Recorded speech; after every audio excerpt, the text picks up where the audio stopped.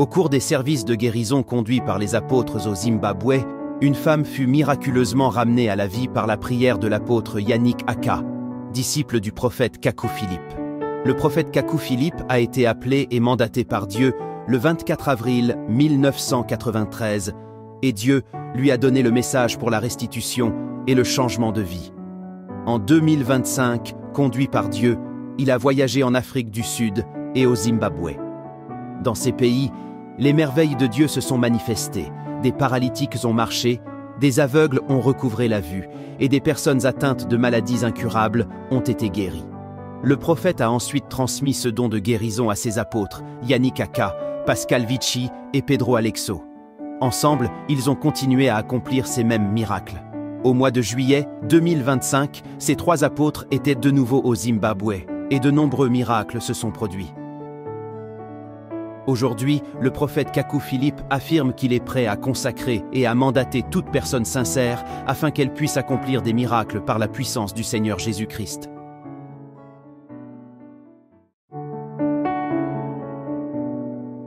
Pendant que l'apôtre Yannick continue avec la ligne de prière, l'apôtre Pedro Aleixo l'informe qu'il y a une femme malade, amenée du Mozambique, qui est dans un état critique, en train de mourir.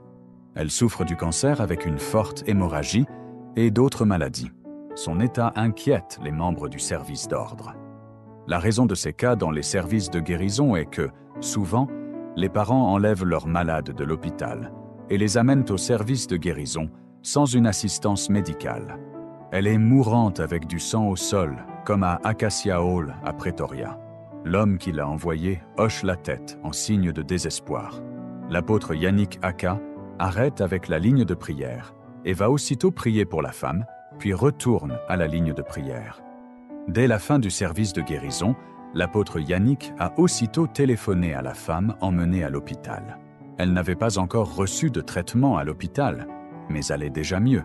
Elle demandait à être ramenée au service de guérison, car le saignement continuait. Mais le service de guérison étant fini, l'apôtre Yannick l'a exhortée à garder la foi et a promis de la rappeler le lendemain matin. Le lendemain matin, 27 juillet 2025, l'apôtre Yannick téléphone à la femme. Le saignement continue. Elle va toujours mal. L'apôtre Pedro explique à l'apôtre Yannick, sur la base d'une révélation, pourquoi la femme souffre du cancer. C'est le résultat d'un péché. L'apôtre Yannick parle avec la femme. Elle reconnaît le péché et implore la pitié de Dieu. L'apôtre Yannick prie pour la deuxième fois pour elle.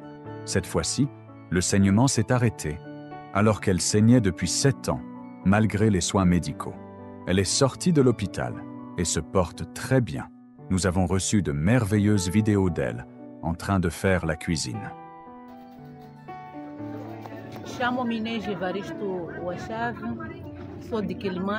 Je m'appelle Inès Wachave. My name is Inès Wachave.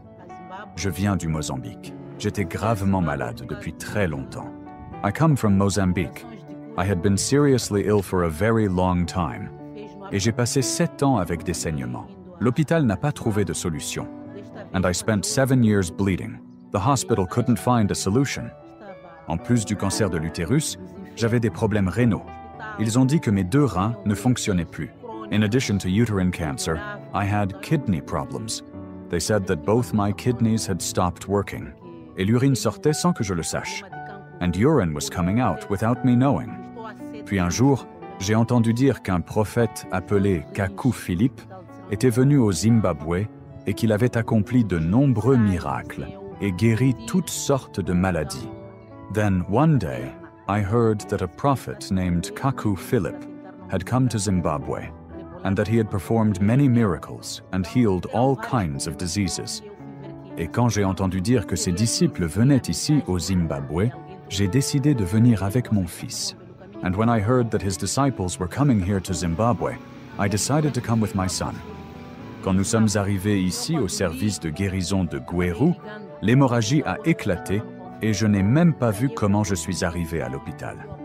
When we arrived here at the healing service in Gweru, the bleeding started, and I didn't even see how I got to the hospital. Dieu merci. Là-bas à l'hôpital, l'apôtre Yannick m'a parlé par téléphone. Thank God, there at the hospital, Apostle Yannick spoke to me on the phone. Il a prié pour moi et, à l'instant, l'hémorragie s'est arrêtée. He prayed for me, and in that instant, the bleeding stopped. Les médecins étaient étonnés. The doctors were astonished. Je me sens comme une nouvelle personne. I feel like a new person. Je suis une chrétienne évangélique et je remercie Dieu de nous avoir envoyé un prophète, le prophète Kaku Philippe. I am an evangelical Christian, and I thank God for sending us a prophet, Prophet Kaku Philippe. Celui qui l'a envoyé, c'est vraiment Dieu. C'est pourquoi j'ai survécu à ces 7 années d'hémorragie. It was truly God who sent him. That is why I survived those 7 years of bleeding. La façon dont elle s'est terminée, cela ressemble à cette histoire que j'ai toujours lue dans la Bible. The way it ended is like the story I always read in the Bible. La femme à la perte de sang.